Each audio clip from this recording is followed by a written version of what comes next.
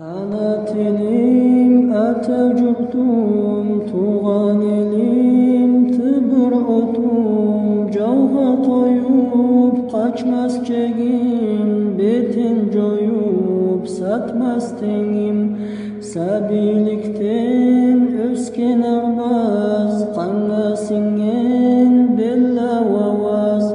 beşigimde içken sütüm, ömrüme içki südüm, çayır iyiz, toçkar müyüz, ala kiyiz, oka küyüz, cürek dilek, Kur'an ayat, karnaş bilek, ege çuyat,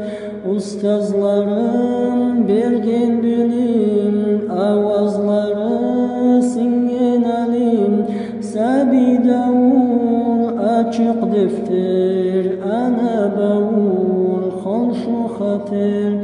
tuqum tamğa ötken ömür, candan cana eltken köpür, konağıma kesken koyun, kuvançıma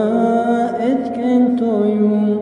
canı üge kirgen kelin, jarık günge kelsin degin, algı şaythan sıylı kartla,